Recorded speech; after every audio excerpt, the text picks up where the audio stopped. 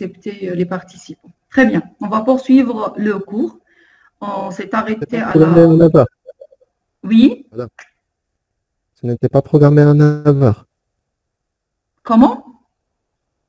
Ce n'était pas programmé à 9h. Non, ce n'est pas à 9h. Je me suis entendue avec Madame Aliouane que le cours oui, de système à 9h15. Non, elle m'avait précisé que c'était à 9h. Là. On s'est mis d'accord de laisser 10 minutes à un quart d'heure parce que ce qu'elle m'a dit qu'elle peut dépasser 1 heure. Probablement, elle pourra dépasser 1 heure pendant le cours. C'est ce qu'elle m'a... Enfin, c'était ça notre accord. Donc, je ne suis pas en retard. Voilà. Donc, normalement, le cours de 9h15 jusqu'à 11h15. Voilà. Mais bon. Alors, on va commencer. Donc, j'ai dit on va poursuivre le cours. Je vais terminer juste une partie du cours. Ensuite, on va faire un TD concernant le premier mécanisme qui utilise les variables d'état comme mécanisme de synchronisation. Donc, je vais partager. Voilà, partager l'intégralité de l'écran. Voilà. C'est bon? Tout le monde arrive à voir?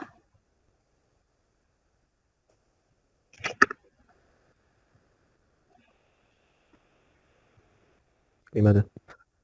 Oui? Bon, maintenant, je vais lancer le cours. Très bien. Donc, on s'est arrêté ici à la troisième solution. Je vous ai demandé de réfléchir, c'est-à-dire de vérifier les 4 conditions pour la solution proposée par Peterson. Je ne sais pas ce qu'il y a ceux qui ont déjà essayé de le faire ou non. Si oui, vous pouvez prendre la parole.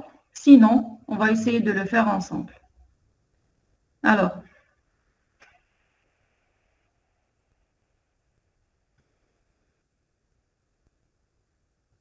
personne n'a essayé de le faire?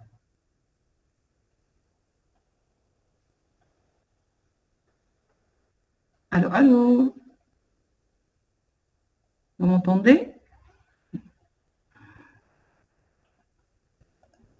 Oui, madame, on vous entend, oui.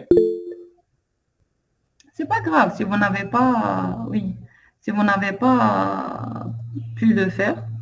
Donc, c'est pas grave, on va le faire ensemble.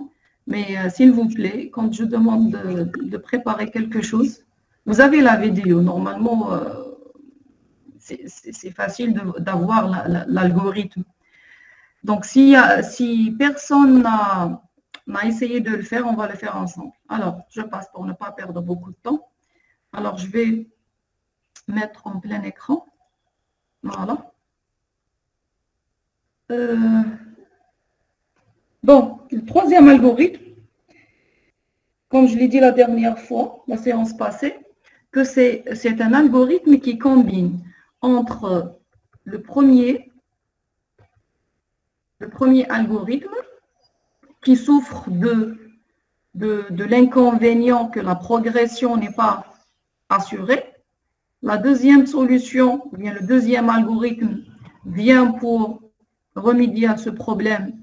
Donc, il a proposé une autre manière de faire, mais en évitant, ou bien en voulant assurer la progression, il a créé d'autres problèmes, qui est le blocage mutuel qui n'est pas évité et l'attente bornée qui n'est pas assurée. C'est-à-dire l'attente n'est pas bornée. Peterson vient pour résoudre les inconvénients de ces deux solutions. Il combine entre les deux.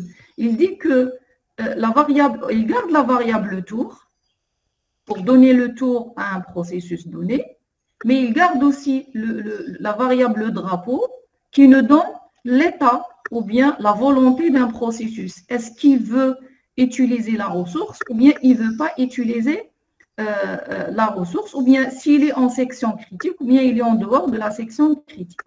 Alors, donc son algorithme est le suivant. Donc, chaque processus, quand il arrive, il veut utiliser sa ressource qui est représentée par cette section critique, donc une portion de code, ou bien une ressource physique, indépendante d'une variable, d'un fichier, etc., d'une ressource logique. Donc, il va exprimer sa volonté. Donc, il veut utiliser la section critique. Il met son drapeau à vrai. Et il donne le tour à J. Il met tour à J. Je vais vous expliquer où Peterson a procédé de cette manière. Donc, tant que drapeau de J, ça veut dire tant que l'autre processus veut utiliser la section critique et tour égale à J, je viens de le mettre à J, et c'est son tour, alors attendre. Sinon, si l'autre processus ne veut pas utiliser donc la négation de et, si l'autre processus ne veut pas utiliser la section critique, quelle que soit la valeur de tour, je passe. Je vais utiliser ma section critique. Maintenant, si le drapeau de J égale à vrai et la valeur de tour différente de J, c'est mon tour, alors je peux encore passer à la section critique. Donc, la condition d'accès à la section critique est, alors qui peut me dire, quelle est la condition d'accès à la section critique? J'accède à la section critique, c'est drapeau de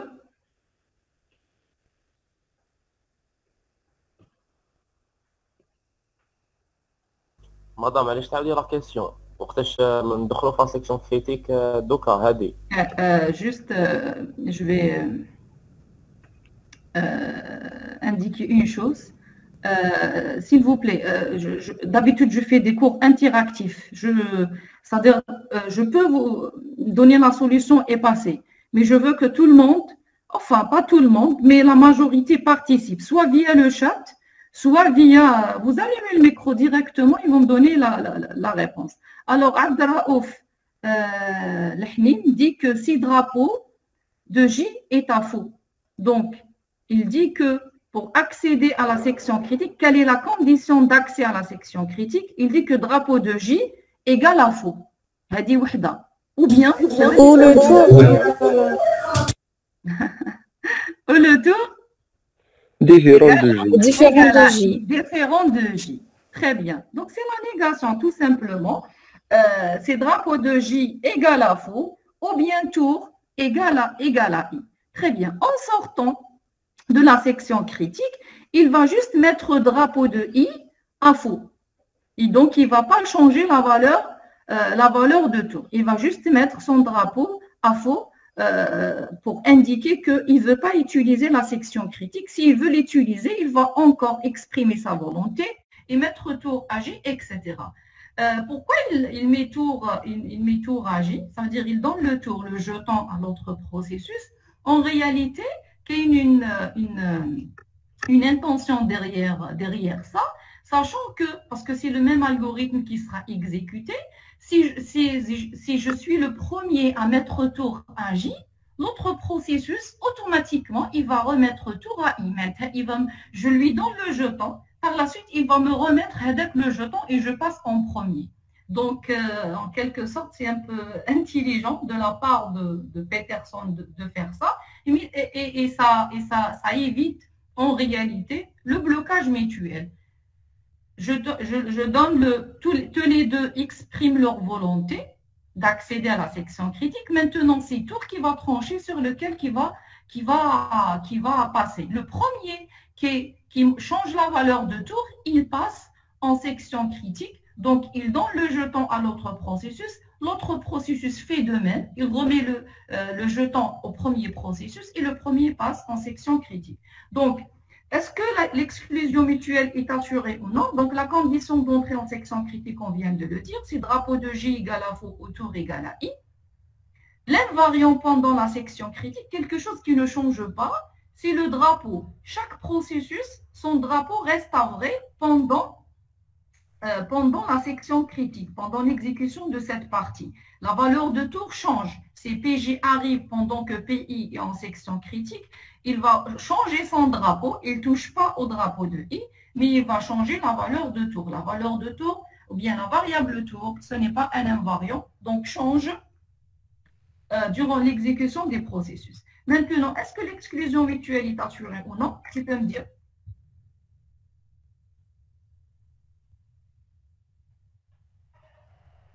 Alors, est-ce qu'elle est assurée? Comme deux scénarios à vérifier. Un processus est en section critique et l'autre arrive. Si PI est en section critique, ou je m'entends son drapeau égale à vrai, chose est sûre. La valeur de tour, tout dépend des scénarios.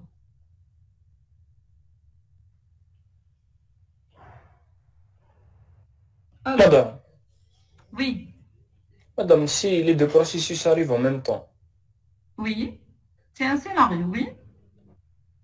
madame, كيفاش tour va changer, genre au milieu ou là? Le premier qui accède à la variable tour, il change. Il y a la synchronisation matérielle. Ça veut dire que tour, le premier qui accède à la variable tour, maintenant le premier qui accède à la mémoire, donc automatiquement, on ne peut pas autoriser un autre processus de la changer. D'accord, ça. Un seul accès, c'est physique. Maintenant, l'accès à la même zone mémoire, qui met les registres, etc., toute zone mémoire est assurée par le matériel. Voilà. Je l'ai expliqué la dernière fois, comme qu'il y a la synchronisation à plusieurs niveaux. Alors, je suis tranquille. Maintenant, un seul processus accède à la variable tour en même temps pour changer sa valeur. Voilà. Alors, مدام oui. عندي ان سيناريو ما قدرتش نفهمه. Oui, lequel? دوك بروسيسوس اي كيدخل يدير إيه. درابو تاعو باسكو حاب يروح لا سيكسيون كريتيك تاعو وما يدير D'accord. طونك هذيك وما يدخل في طونك تاعو كيدخل كيدير لا سيكسيون كريتيك تاعو وما يرجع الاي تاعو فوق بعد لا بروشين فوا يحاول Oui. يزيد يعاود يدخل يدير إيه. يدير درابو دو اي ايكال ا فغي وتو رسوا جي Oui. تسمى هكذا ما يعاودش يزيد يدخل كاع البروسيسوس جي. علاش؟ Si. J'ai pas bien compris la question. Donc, PI, quand il arrive, il dit le drapeau de I à vrai. C'est ça? Oui. Ensuite, tout, il tout à I. Par la suite, tant que drapeau de J, ça هذا veut dire الجي I à vrai, يستنى. Il ماذا tourne نتسمى égal à- تور نديروه اي ماشي جي Hmm? تور نديروه اي ماشي جي Non, J. هذاك اللي قلتي عليه دوكا اللي كيتهضر عليه البروسيسوس جي هو اللي رجع تور اي. Je vais dupliquer. صبروا تشوفوا دقيقة. CTRL C, CTRL V. Ce que je fais,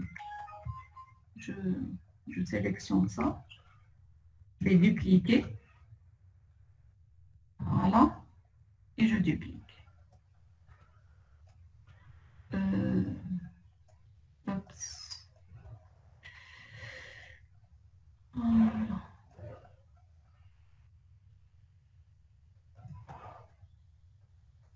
Vous arrivez à voir comme ça?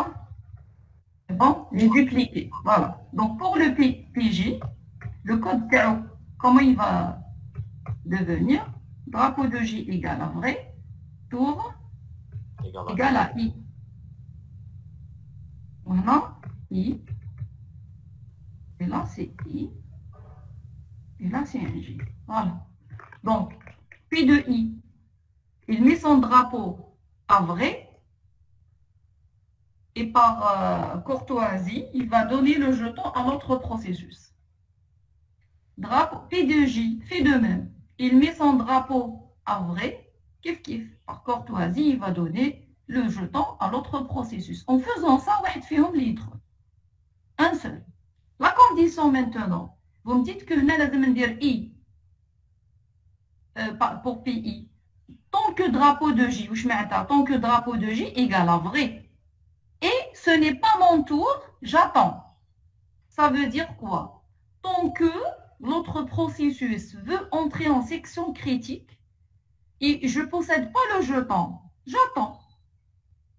C'est illogique de dire si l'autre processus veut entrer et je possède le jeton, j'attends. Donc, vous allez voir qu'il y a une solution, on a remplacé le i par un ou. Et on va la critiquer aussi en TD normalement. Si je garde avec l'exercice, sinon je propose un autre. Alors, tant que drapeau de J, si l'autre processus veut entrer et c'est son tour, j'attends. Et Hedi, la variable tour, je viens de la mettre à J.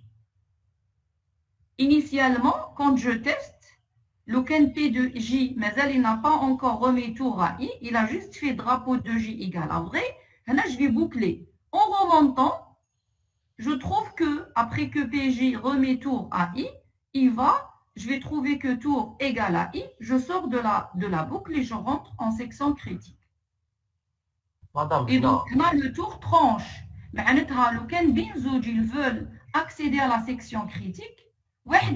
Il va accéder. C'est la valeur de tour qui tranche sur lequel il va accéder en section critique. Le premier qui change la valeur de tour, c'est le premier qui rentre en section critique. Est-ce que c'est clair pour ça? Madame, qui compte يسنى باش يدخل في لا سيكسيون كريتيك تاعو ماشي باسكو جي دار تور تاعو اي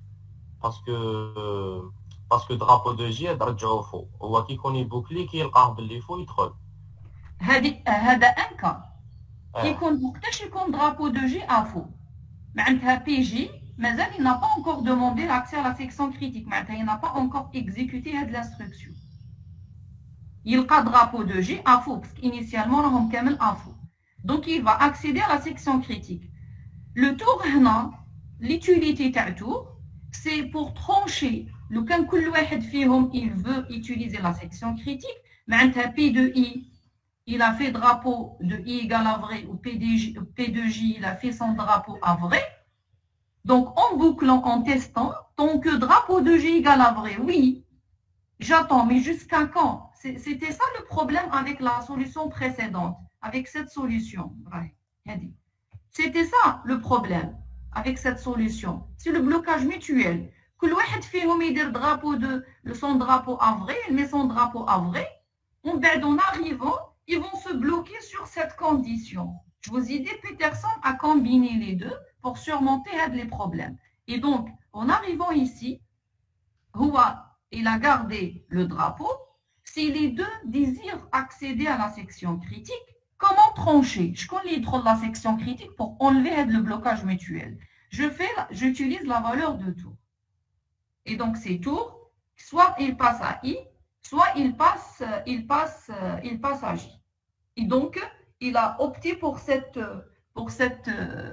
méthode ou cette idée en réalité. C'est une astuce, je peux dire ça. Le processus PI, il ne va pas mettre tour à I, il ne va pas prendre le jeton, il le donne, sachant que si je fais ça, je suis sûre que l'autre processus, il va me redonner le jeton à nouveau. Parce que c'est des programmes. Hein. En réalité, ce n'est pas toujours le cas. D'accord. Alors, donc, la condition d'accès, il faut que drapeau de J égale à faux. Dans le cas où il est à vrai, c'est la valeur de tour qui va trancher. Voilà. Maintenant, est-ce que l'exclusion mutuelle est assurée ou non? Je vais mettre en plein écran. Pardon. Voilà. Est-ce que l'exclusion mutuelle est assurée ou non? Alors, PI en section critique, ça veut dire quoi? Son drapeau est à vrai. Oui ou non? Oui. Oui, très bien. Oui, on est assuré. là. Oui. Alors, j'ai dit son drapeau est à vrai. Chose est sûre, s'il est là en section critique, maintenant le drapeau il est à vrai. La valeur de tour, tout dépend. Il y a deux cas possibles. Il met tour à I, à J. S'il a trouvé drapeau de J est à faux, donc il va accéder à la section critique. Maintenant la valeur de tour est à J. Maintenant il est en section critique, sachant que son drapeau égale à vrai et la valeur de tour égale à J parce qu'il vient de la mettre à J. La condition d'accès, c'est drapeau de J égale à faux ou bien tour égale à J. Donc, s'il est à faux, il accède. Il ignore la valeur de tour. PI, le deuxième cas est que il est accédé à la section critique parce que la valeur de tour égale à J, égale à I. C'est son tour parce qu'il a mis tour égale à J. Et l'autre processus, je vous ai dit, donc il remet la valeur de tour à I. Donc PI accède à la section critique. Alors, si PI est en section critique, un des deux cas, drapeau de I égale à vrai, sûr, la valeur de tour, elle est à I ou bien à J, tout dépend. Maintenant, PJ arrive, il vient. Mais si j'ai ce scénario, PI, il est en section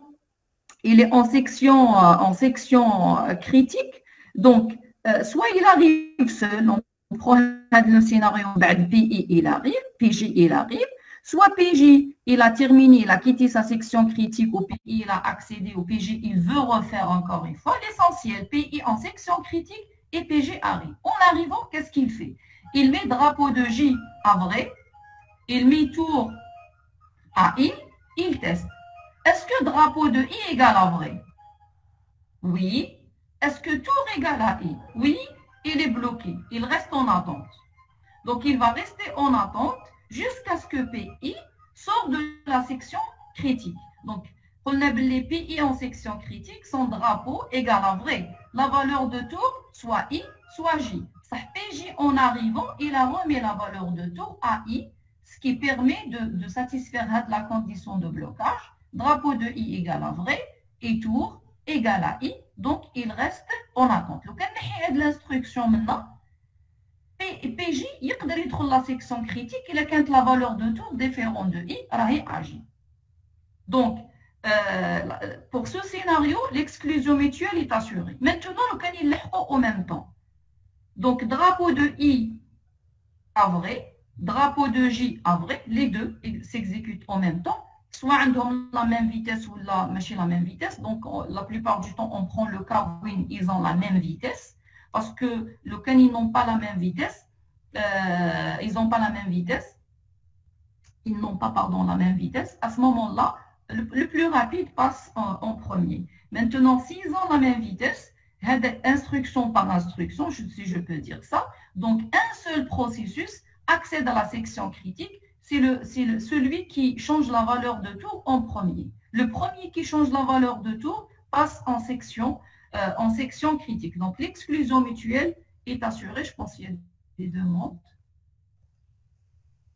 Voilà. Très bien. Maintenant. Madame, Oui. Ici, on a un seul programme. C'est-à-dire un seul programme. Un seul programme qui demande la section critique. Ça veut dire, j'ai un scénario où la question est-ce que la solution ne sera pas exécutée par plusieurs programmes? C'est ça? Ou là, il y a un instant T, il y a un seul processus qui arrive. Oui, un seul processus qui arrive. Il n'y a pas de problème. PI, quand il arrive seul, il fait drapeau de I à vrai. Tour à J, il teste, il a drapeau de J à faux, il passe, quelle que soit la valeur de tour. Donc, c'est un ou, c'est un inaya, qui te connaît fausse, automatiquement, la condition, elle est fausse. Donc, elle est fausse. Donc, on accède à la section critique. Il n'y a pas de problème. Contrairement à la solution, la première solution, quand la progression n'est pas assurée. Ce n'est pas mon tour, j'attends. Il a quand la valeur de tour égale à J, ou PJ, il ne veut pas utiliser la section critique, PI est condamné, il reste en attente. Donc, Peterson vient pour éviter les problèmes avec ces problèmes en introduisant, bien en combinant, en utilisant deux variables, drapeau et tour. Alors, maintenant, je vais juste résumer pour l'exclusion mutuelle. Donc, PJ en section critique, ça veut dire drapeau de J égale à vrai. PI met son drapeau à vrai et tour à J. PI reste en attente car drapeau de J égale à vrai et tour égale à J.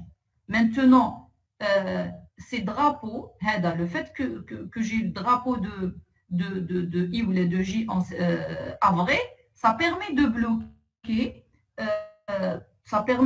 le processus. Parce que Si je mets drapeau de I à vrai, ou le drapeau de J à vrai, je mets la valeur de tour, je donne le jeton à l'autre processus. Donc, la condition d'attente, elle est satisfaite. C'est l'autre processus, il est en section critique, ou là, il désire accéder en section critique. Le deuxième scénario, la section critique libre, P et PJ veulent accéder à la section critique en même temps. Est-ce qu'ils peuvent franchir la condition, le protocole d'entrée en section critique? Donc, premier cas, comme si tout dépend déjà de la valeur de tour. Le premier qui change la valeur de tour, il passe en section critique. Si tour égale à J, c'est PJ qui rentre en section critique et PI reste en attente. Si tour égale à I, PI rentre en section critique et PG reste en attente. Donc, parce que drapeau de J égale à vrai, drapeau de I égale à vrai, celui qui accède à la section critique, c'est celui qui possède le jeton. Maintenant, PI accède si tour égale à I, PJ accède si tour égale à J.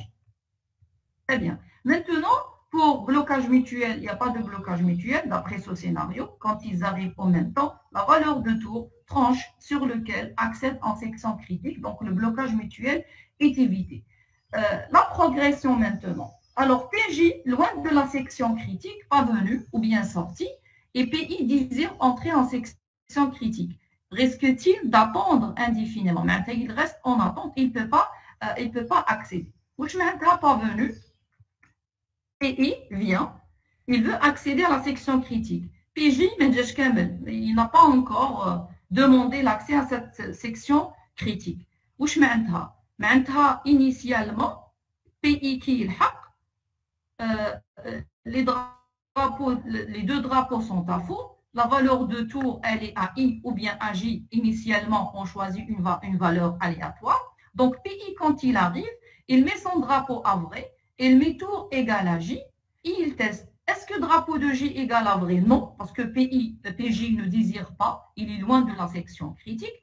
Donc, il accède à la section critique. Donc, il n'y a pas de problème. Drapeau de J égale à faux. S'il est loin de la section critique, il peut accéder, PI peut accéder à la section critique. Maintenant, s'il a terminé, il a quitté la section critique, maintenant, PI, il s'est exécuté, PJ, il s'est exécuté, il a quitté la section critique, il remet son drapeau à faux.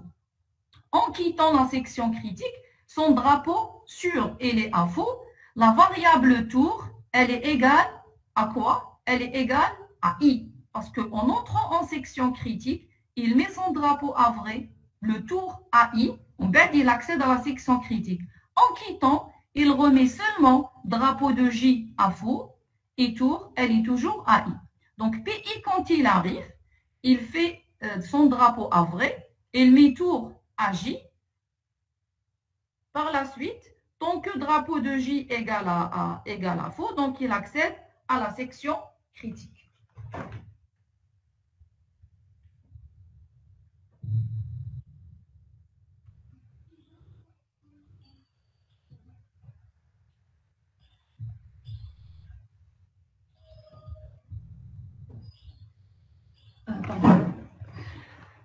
Alors, j'ai dit que le fait que de remettre au drapeau de J à faux, exécuter le protocole de sortie, donc beaucoup plus la progression, elle est liée au protocole de sortie. Si le protocole de sortie n'a pas été exprimé correctement, on empêche un autre processus d'accéder à la section critique. En remettant drapeau de J à faux, PI peut accéder à la section critique malgré que la valeur de tour égale à J. Donc la progression est assurée.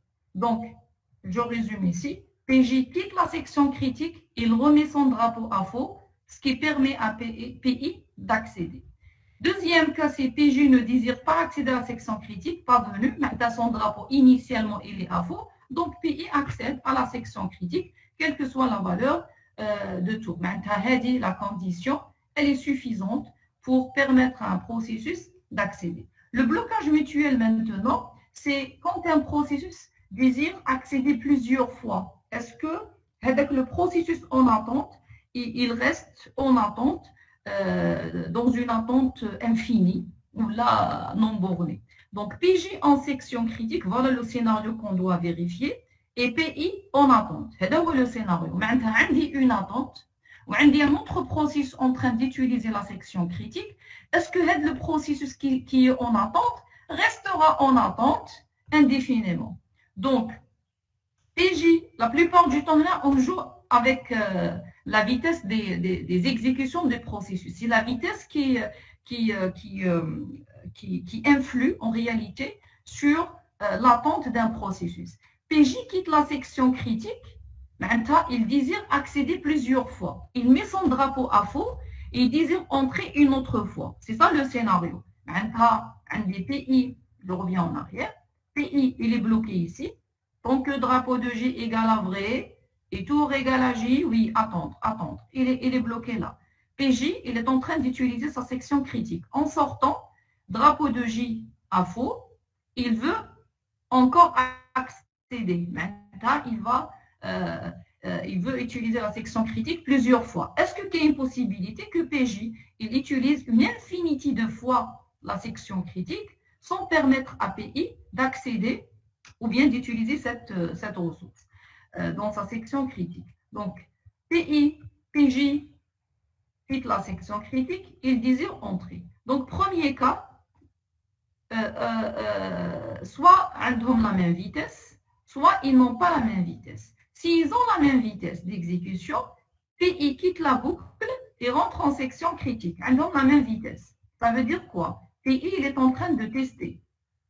Dès que PJ met le drapeau de J à faux, PI, en testant, il trouve drapeau de J à faux, donc il passe à la section critique. Maintenant, avant que PJ ne remonte et remettre drapeau de J à vrai, P de I détecte que drapeau de J a passé à faux, donc il accède à la section critique. Donc, s'ils ont la même vitesse, PI accède et PJ se bloque, bien sûr.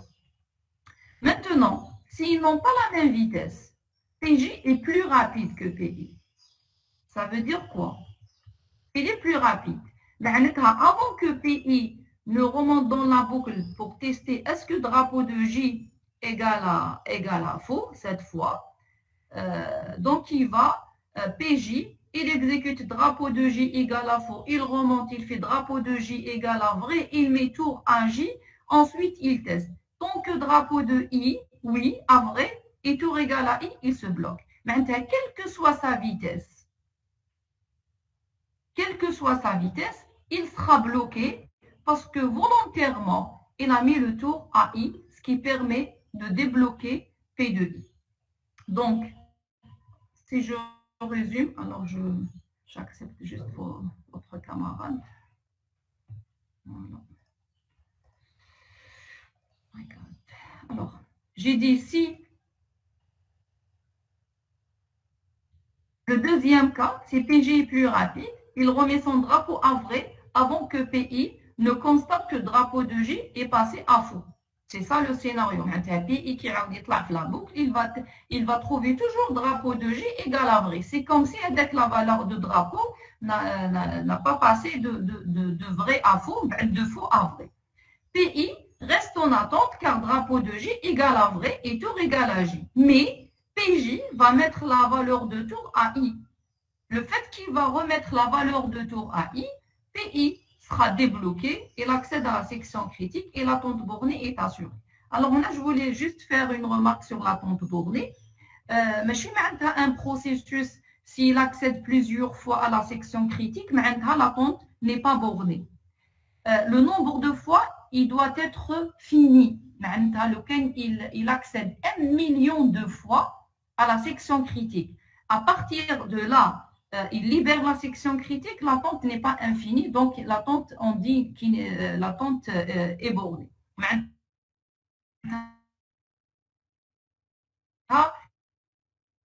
PI, imaginez pour des solutions, une solution et que PI il peut accéder un certain nombre de fois. Au-delà de ce nombre, l'autre processus accède. Donc l'attente n'est pas bornée. Voilà concernant ces différentes solutions. Là, j'ai choisi seulement 3 solutions.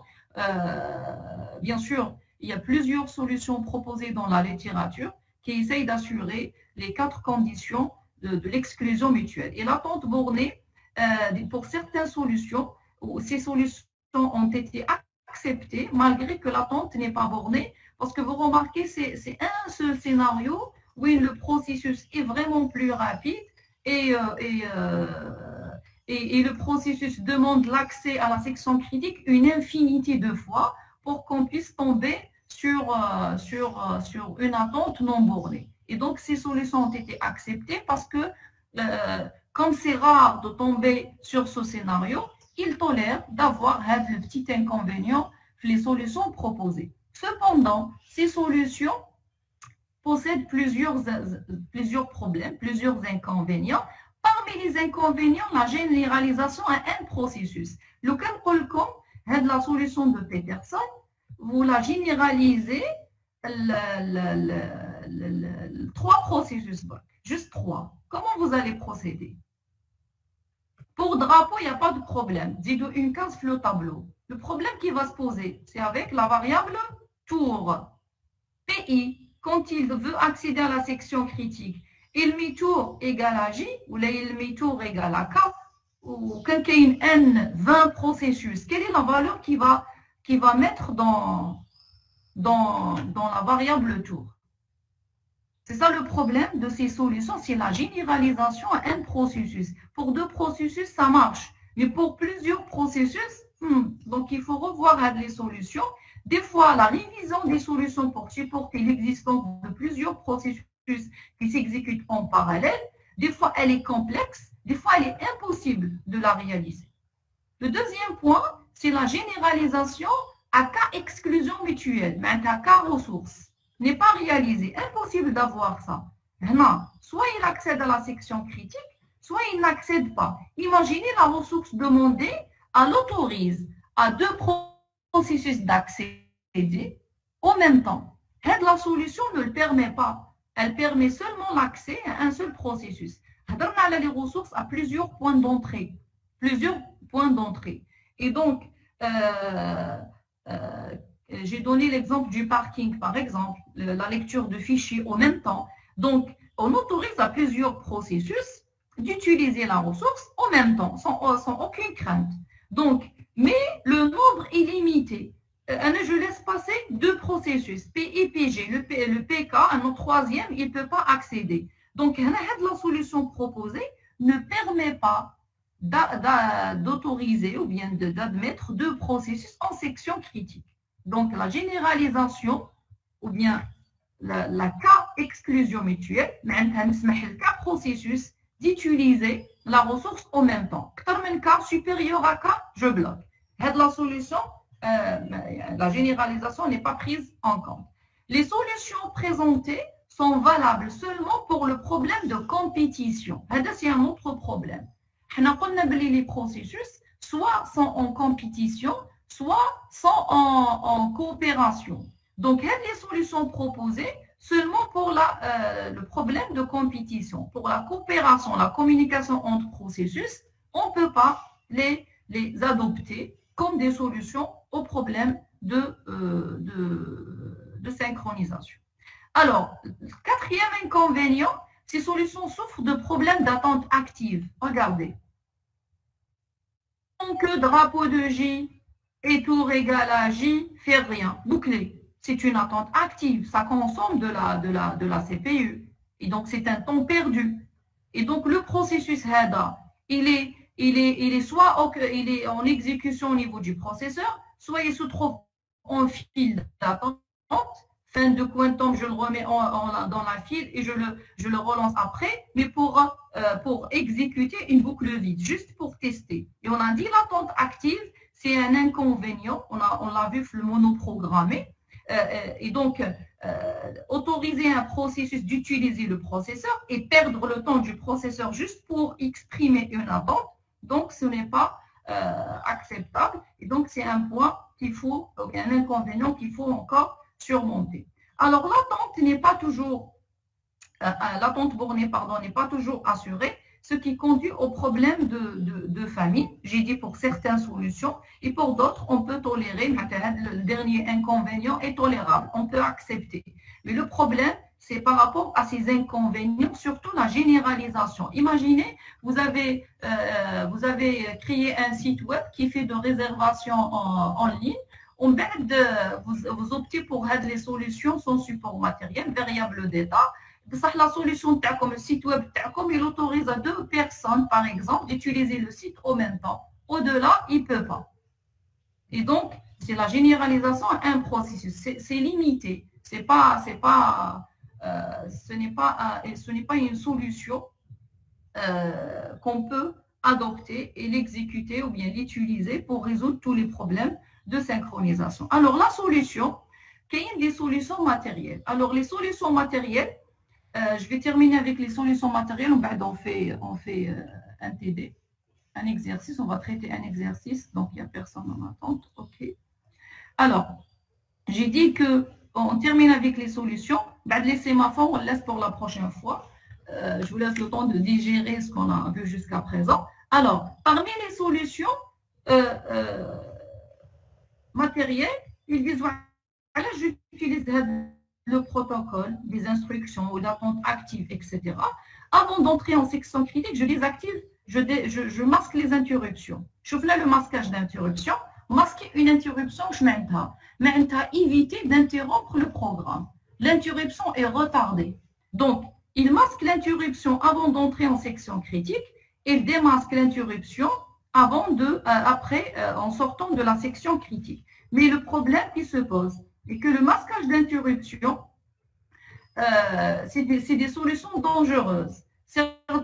Parce que le cointant, masquer pour certaines tâches, le masquage d'interruption mène vers un dysfonctionnement du système, où là,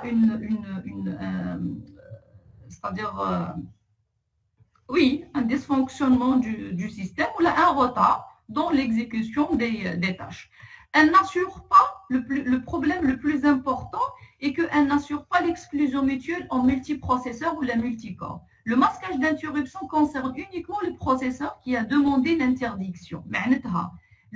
La solution تاعنا حنا قلنا on opte pour le masquage d'interruption, masquer l'interruption avant d'entrer et démasquer après la sortie. Je ne suis pas sûr que PI et PG vont s'exécuter sur le même processeur. S'ils s'exécutent sur 2 processeurs différents, le masquage d'interruption concerne un seul processeur. C'est tout. Masquer une interruption pour ce processeur. On ne peut pas masquer les interruptions pour les autres processeurs. C'était ça l'inconvénient aussi de ces solutions. Ces solutions souffrent de problèmes.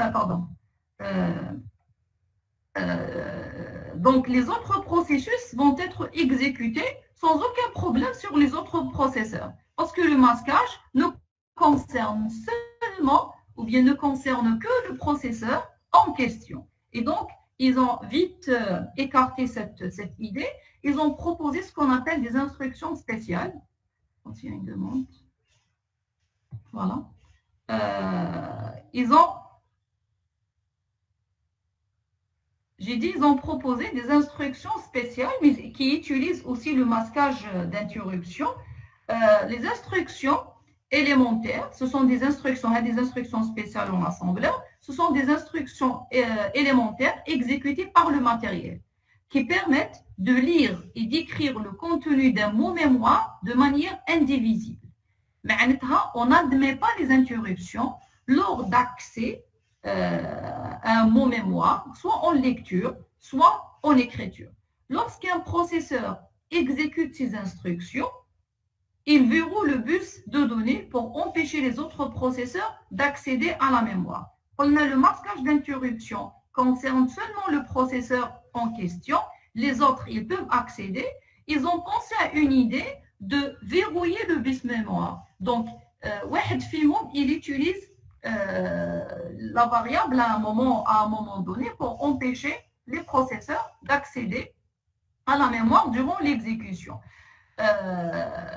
Donc, bien sûr, il y a des solutions quand ils ont proposé les variables d'état ou les variables ou les instructions spéciales, ce sont des solutions qui tournent en réalité en monoposte, c'est-à-dire sur la même machine. Par la suite, ils ont bon, par la suite, ils ont dû réviser ces solutions pour supporter l'exécution de solutions proposées sur réseau, que ce soit en local ou bien c'est-à-dire, sur Internet. Donc, les instructions proposées, il y a 3 instructions. Instruction test and set, le TAS, on l'appelle le TAS. Il y a l'instruction swap. Par la suite, ils ont utilisé l'instruction. Elle est proposée beaucoup plus pour le langage Java. C'est une instruction, elle permet de comparer, compare and swap, donc comparer et permuter, échanger les valeurs des variables. Proposer l'instruction a été proposée avec l'arrivée des threads, l'exécution des threads avec Java, et pour éviter le problème d'incohérence, beaucoup plus l'accès à la variable en lecture-écriture, ils ont proposé l'instruction spéciale. Donc, c'est une instruction qui existe. À la base, elle est implémentée par le masquage d'interruption, mais on l'utilise pour réaliser des solutions de synchronisation. Commençons par test and set. C'est une fonction. En réalité, c'est une instruction spéciale assembleur, mais en réalité, elle exécute une fonction. Mais la spécificité entre la fonction et les autres fonctions qu'on développe ou bien qu'on écrit, c'est ce que l'exécution de cette fonction se fait de manière indivisible. Le masquage d'interruption, qui ne exécute la fonction test and set, aucune interruption n'est autorisée et le masquage touche bien les processeurs. Non seulement le processeur qui est en train d'exécuter la fonction test and set. On verrouille le bus mémoire. On n'accède pas à la variable, à la ressource en question, la ressource critique pendant l'exécution de cette fonction. Alors, fonction test and set, c'est une fonction simple. Elle admet en entrée un booléen, elle retourne une valeur booléenne, un booléen aussi en sortie. Donc, elle permet de faire quoi? La valeur x, test and set, la fonction, x retourne true. Donc, x va avoir la valeur true. On change la valeur x à true en sauvegardant la valeur de x dans la fonction test and set. Alors, la programmation de la section critique à l'aide de TAS, on utilise ce qu'on appelle lock, un verrou, un booléen initialement à false. Il représente quoi le lock, le booléen? Il représente quoi? Il représente une clé, l'accès à la ressource. Initialement, la clé est libre. Maintenant, la ressource est libre. Personne n'utilise la ressource actuellement. Chaque processus, s'il veut utiliser cette ressource, il va manipuler la variable booléenne commune à tous les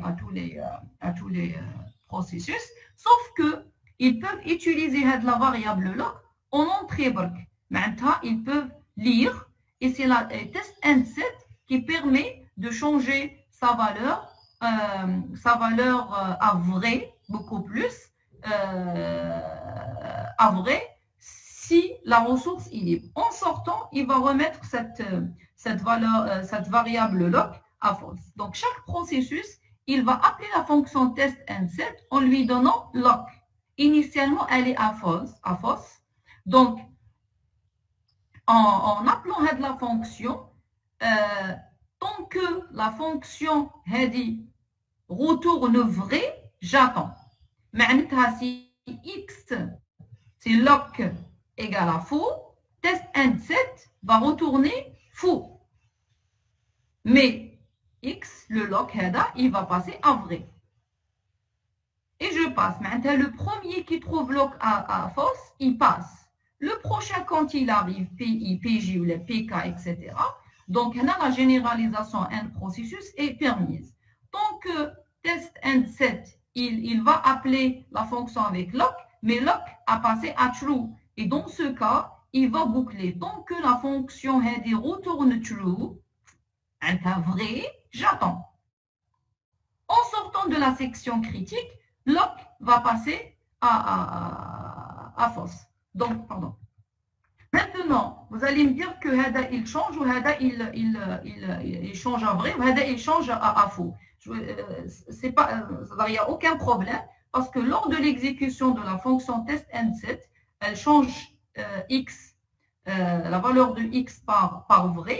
En la changeant, on a masqué, on a verrouillé le bus de données. Donc, PI, même s'il veut, ou la PJ, un autre processus, même s'il veut changer la valeur de log à faux, il ne peut pas le faire jusqu'à ce qu'on termine l'exécution de test and set. Mais à un moment donné, mais il y a deux écritures en même temps.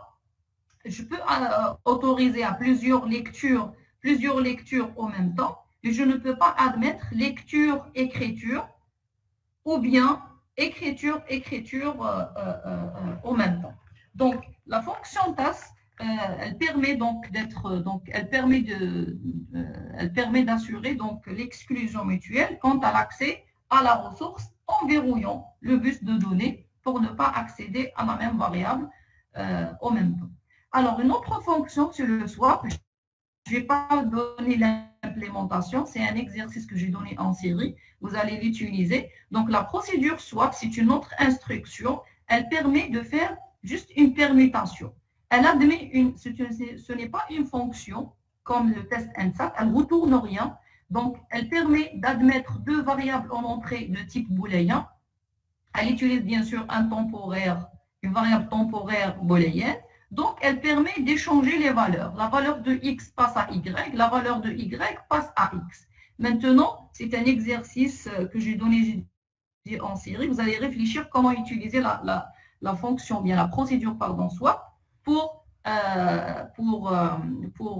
donner une solution de synchronisation. Mais c'est pratiquement la même chose ici, et que vous allez utiliser un temps que avec swap et pour accéder à la section critique. Mais comment l'utiliser? Essayez de réfléchir pour le faire. On va le corriger, Inch'Allah, en TD.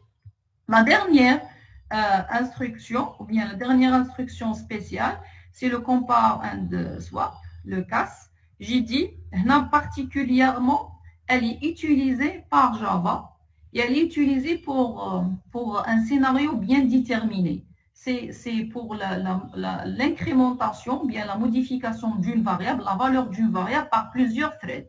Alors, compare and swap, elle a une variable V entière, qui old value and new value. Elle a l'ancienne valeur de la variable et la nouvelle valeur de la variable. Qu'est-ce que un de vos camarades m'a proposé la solution pour le Java. Donc, quand on a parlé de l'accès, l'incrémentation d'une variable n ou la compteur en même temps, la corrige décrémentée, etc., vers la fin, je peux trouver différentes valeurs. Maintenant, il y a un seul scénario, ou bien plusieurs scénarios qui mènent vers la valeur correcte. Votre camarade dit, il m'a proposé, madame, la modification, qui la restauration du contexte, est-ce que راني نخدم l'ancienne valeur تاع la variable n قبل l'interruption ou تبدلت entre temps qui لحقت لي l'interruption. Oui, c'est ce qu'ils ont proposé fait de l'instruction et que j'incrémente par exemple ma variable ou là je décrémente ou là je fais l'opération que je veux. Ça قبل ما ندير l'écriture, avant d'écraser le contenu de cette variable, je dois m'assurer est-ce que la variable fiha l'ancienne valeur que j'ai utilisée ou là une nouvelle valeur. Si c'est une ancienne valeur, je vais autoriser l'écrasement. Si c'est la nouvelle valeur, mais entre temps, je dois travailler avec cette nouvelle valeur et refaire les calculs. Le problème qui se pose est que nous avons la compte non bornée. À chaque fois, s'il y a plusieurs threads, à chaque fois je fais l'incrémentation ou le calcul, je termine l'opération, je refais. Combien de fois je dois refaire? Je ne sais pas. Donc l'attente peut être non bornée et en plus perte de temps pour réaliser juste une simple instruction d'incrémentation, je dois la refaire une infinité de fois. Donc, compare and swap, elle fait ça. Donc, début de la fonction, elle fait quoi? Elle teste V, de la variable TRI, si la valeur TH égale à l'ancienne valeur, mais elle ne entre-temps. Alors, je vais écraser.